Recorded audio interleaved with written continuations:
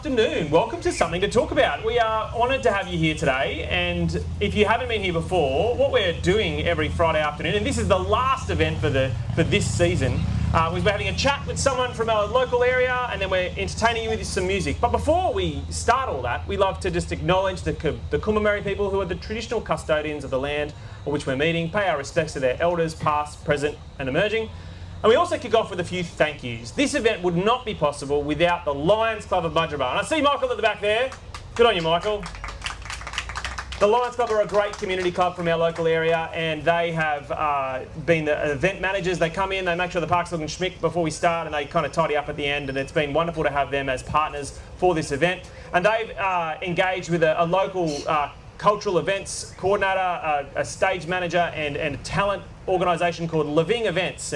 And we heard from Lan earlier in the series, and he's actually from the Duncan family. If you've ever been to Sid Duncan Park or William Duncan State School, he's from that family, and it's wonderful to be able to deal with local practitioners who are helping us run this event. And it's been going for a little while now, but we're actually having a couple of good conversations. And tonight we've got one too, but before I do that, I've got to thank Bookness for this wonderful couch. We always like this idea of having good staging, and Bookness have been kind enough to help us with the couch, which makes our videos look awesome. We are being recorded today, so try not to heckle too much from the crowd, even if you don't like what Wal says, or what I say. But we're going to have about 25 minutes now where we'll chat about a few things that have gone on in our hinterland for the last probably 30, 40, 50 years, maybe even 1,000 years. I want to introduce you to the Australian Land Carer of the Year. This is Wal Mayr. He's been working tirelessly for decades in our hinterland, working on his property, but also working on many other properties, and also orchestrating two big organisations that do wonderful work. One is the Austinville Land Care Group, and the other is Watergum. And I'm going to let Wal introduce himself by telling us a little bit about the organisations he's a part of and what he's been doing, what brought him to the Gold Coast.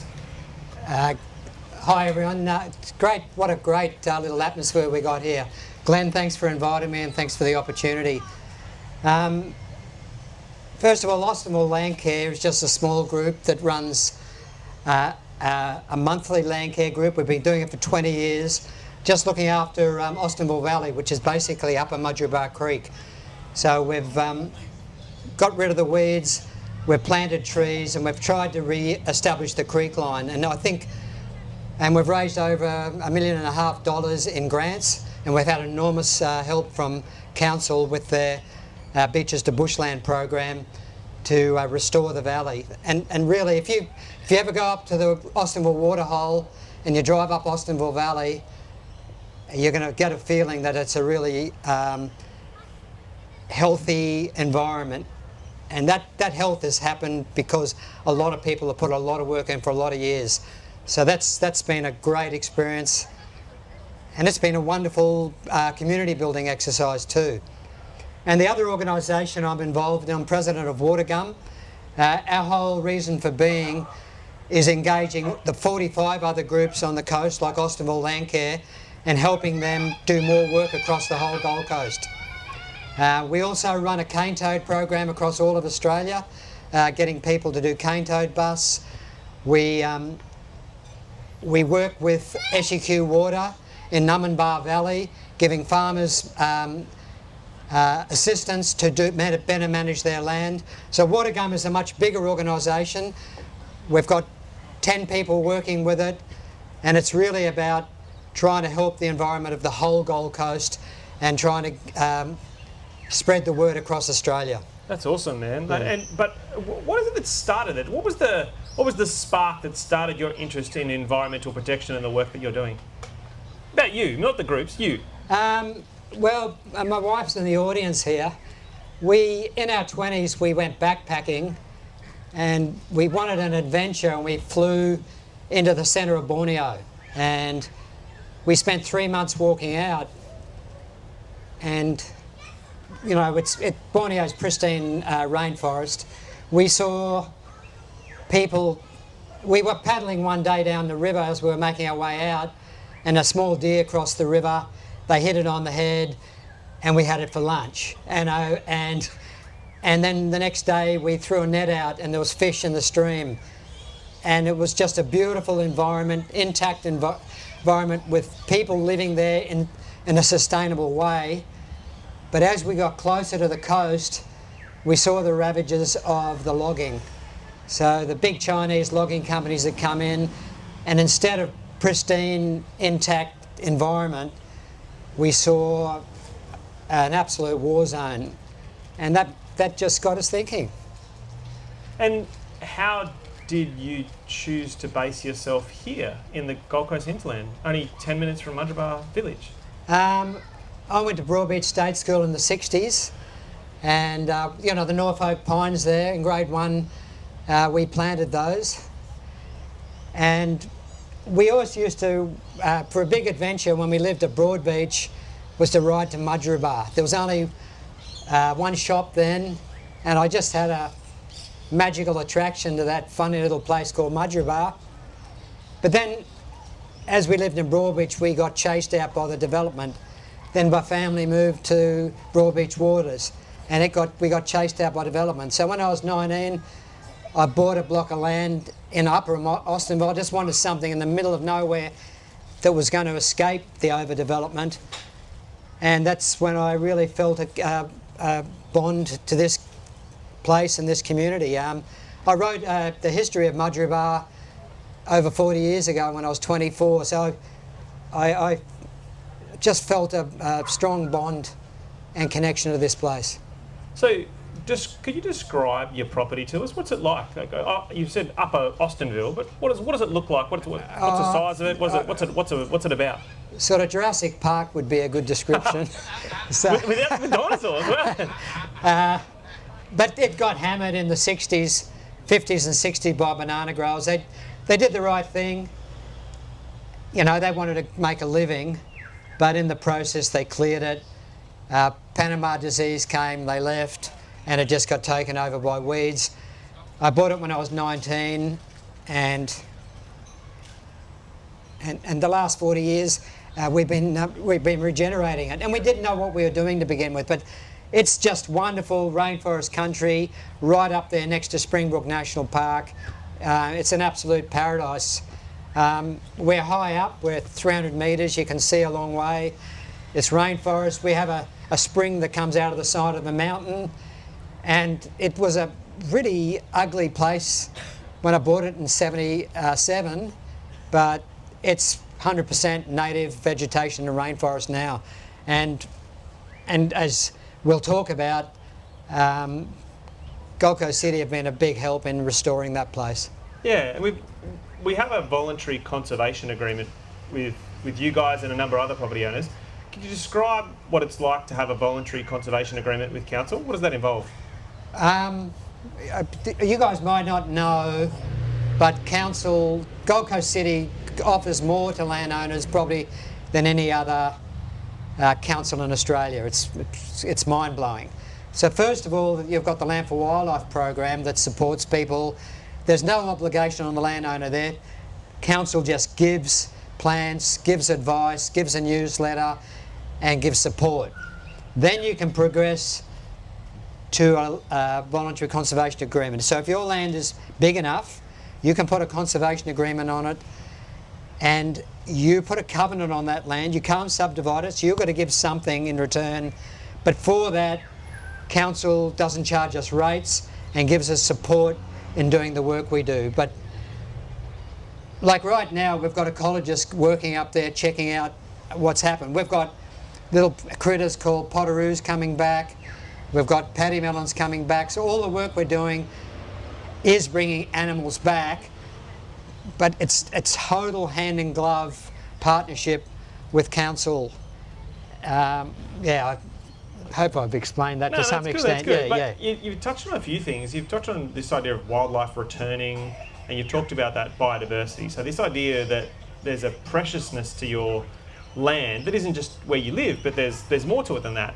So tell us a little bit about the biodiversity of this area compared to other places in the world, and can you highlight just a couple of the precious, natural treasures and things that we can do to help protect them? First of all, I'll talk about, if I could, all of us can be we can be a positive or we can be a negative. So You know, if we have a cat that goes out at night and kills things, that's a negative. But if we manage our cat, we can be a positive. If we plant trees that don't invade the bush, we can be a positive. If we plant trees that attract wild animals or native animals, we can be a positive.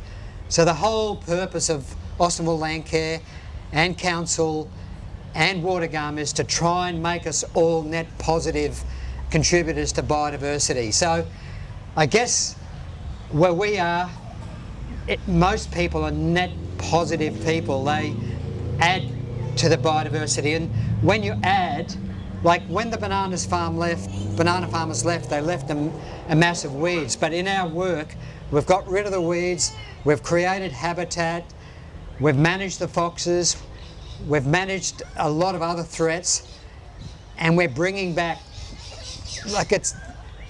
we're bringing back an ecology. We're bringing back the potoroos, and potoroos eat fungus in the ground. So when they eat the fungus in the ground, they create more trees. There's a symbiotic effect.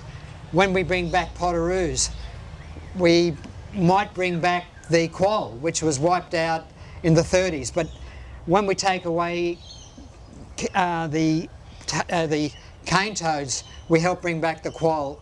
So collectively, we're bringing back the animals, kick-starting the ecology, and it's a pretty amazing thing. You're bringing back, like the birds we see the pitta, we see the wampu, we see the rose-crowned pigeon, and that's unique to Mudgeeraba and Upper Mudgeeraba. So we've got the potential, if we all become net contributors to the environment, and it's not that hard to really consolidate that.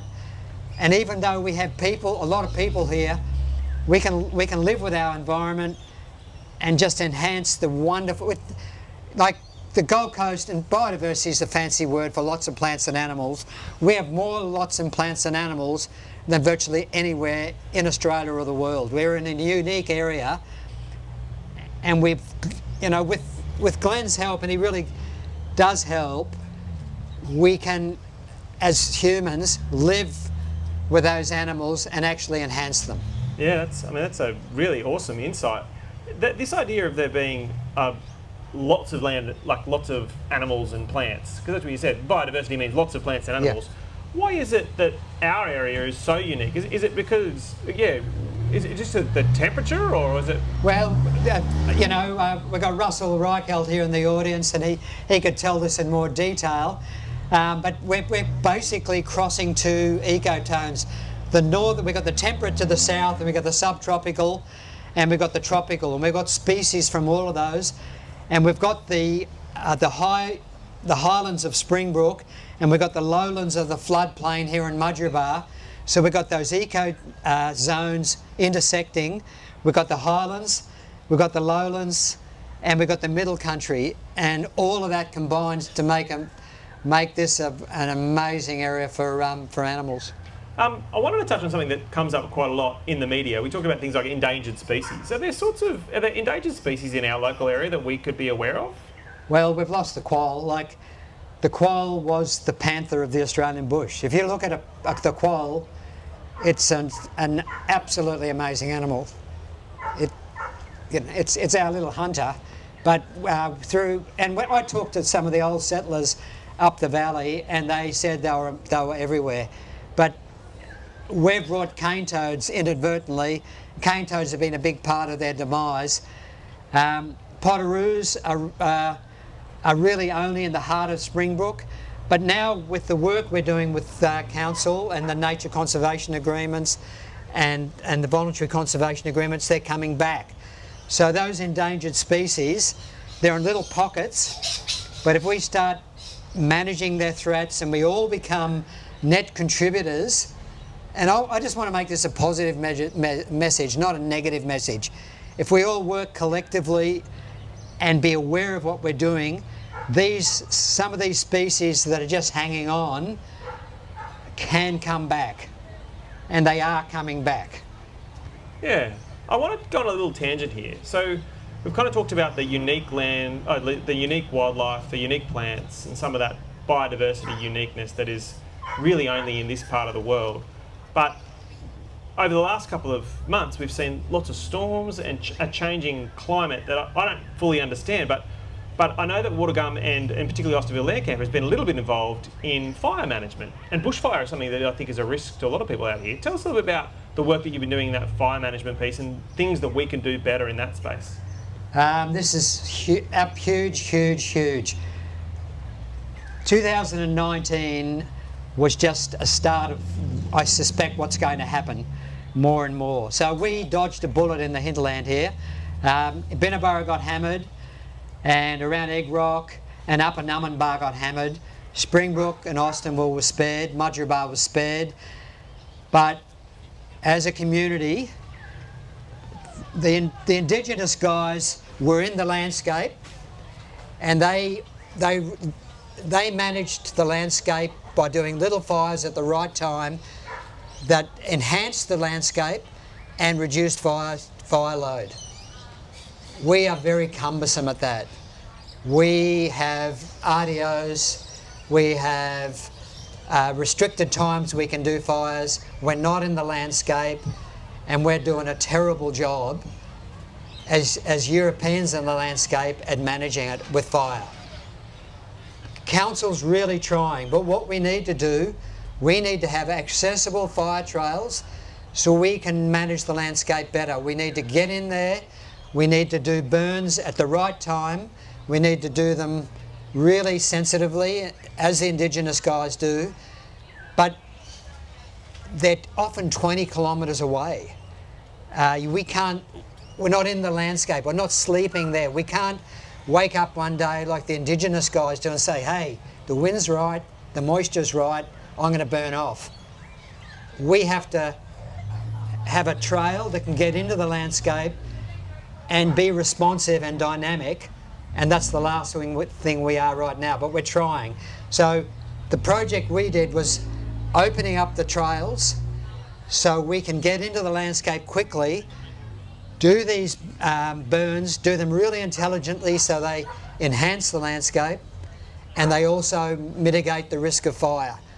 And Council's starting to do that. We've got wonderful contractors, we've got a much enhanced team. Gold Coast is the second biggest council in Australia and they're taking this seriously, but we're not dynamic enough. You know, we've got to be able to get these trails in really schmick condition when the day's nice, you know, when there's enough moisture in the air, when the temperature's right. We need to go up there and we need to do a burn, and it needs to be good. We're getting there, Council's on the right track, but as a community, you need to be aware of this because our communities are at danger over the next 10, 20, 30 years until we really get our act together. And there's been a couple of sessions that you've held in the Austinville, like the Mount Nimble Hall, to educate people. Tell us a little bit about those. What are they like? How many people turn up and what do you learn about? I think people are absolutely fascinated and engaged on this. What we don't understand is that we are in a fuel load time bomb, and I'm not being dramatic, we are in a fuel load time bomb, and people don't realise. We've had a long time where we've dodged bullets and people are really intensely interested in this. We've had a sellout crowds at the Austinville Hall when we've talked about this, but I urge you to get involved in fire, particularly those of you on acreage, because it's something we need to manage better. People are really, really interested in doing it, and yeah, I think we've got to do it. We've got to do it. Got to do it. Yeah, it's great. Yeah, and Glenn came out with me the other day with the contractors, and he showed their support. He's now connecting with them. They're doing a great job. You know, we are making progress, but Council's got to be quicker and more dynamic in getting these burns done. But also, you know, again, emphasising it's not just a burn for fuel load, it's a burn for enhancing landscape as well as fuel load. That's good. Yeah. I wanted to touch on, before we finish up, last year you were named the Australian Land Carer of the Year. What did that mean to you and what was involved there? Well, there's a lot of people, there's a lot of volunteers. I went to your night the other night, Glenn, and I was just blown away at the volunteer. What a volunteer culture. You go to America, they don't have the volunteer culture. You go to Europe, they don't have the volunteer culture. Mudgeebar's got a volunteer culture. There's the Lions guys, there's the showground guys, but at times it's a very lonely job. Like, you're doing a lot. To make stuff happen, you've got to do a lot. And to be recognised for that is just fantastic. It makes it all worth it, because I've never been paid for anything I do, and to get that award is an incredible buzz. Yeah, absolutely. That's so good. One thing I've loved watching over the 12 years that we've known each other and worked with each other is not just the way that you do the work, you inspire others as well. Not just inspiring others to take action in their environment, but also inspiring others to lead. Tell us about a leader that you're advocating for right now. Heather and I worked at Watergum as volunteers, and we're gradually easing our way out, and we've got this super duper team of young people at Watergum, and we've got a leader called Rose, who we're nominating for the Next Gen Landcare Award. Glenn wrote a reference for her, and it was just really summarised it. It gives me faith in humanity. Courtney gives me faith in humanity.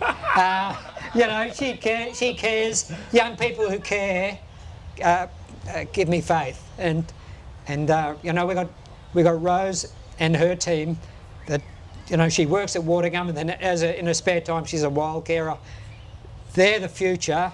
They're putting the yards in, and it's so satisfying for Heather and I, who have volunteered for so long with Watergum, that we can go out knowing that there's such an amazing leader and such an amazing team. They're going to keep the whole ball rolling.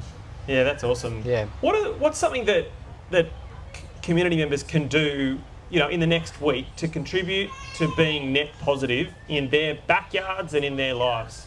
Look, Watergum runs Platypus Watch. We run Turtle Watch. We engage directly with 10,000 people a year. So we have a whole army of people running down, walking the beach. We do Mudgeebar Creek. Last time we saw 16 platypus. We do workshops on koalas. Join one of our programs. So just go to watergum.org. Collect cane toads. Just be aware of the plants you're planting in your garden. The plants you're planting in your garden have a major effect of going in the bush. So if you just look, Gold Coast City's got a beautiful little booklet saying what plants are invasive, don't plant those. So join a Watergum program. Just be aware of what you're doing on your property. Manage your cat. Like, cats are great, but just make sure they don't roam around at night. And don't plant the wrong plants. It's super simple. Just get engaged and know those things. But join a Watergum program. That's all Austinville Landcare. Rock up. We boil the billy. We have a great time. That's so good, Wal. Look, we've come to the end. I feel like I could talk to you for half an hour about the work of Watergum and Austinville Landcare, but we've come to the end, and I just want to say on behalf of the city how grateful and appreciative we are of the work that you've done over so many decades, the next generation that you've inspired to take us forward into the future, but also just been, you know, donating your time tonight and just having a good chat. I really appreciate you. Can I get a big round of applause for Wal Mayr? Good on you, mate. Thanks, Ray. Thank you.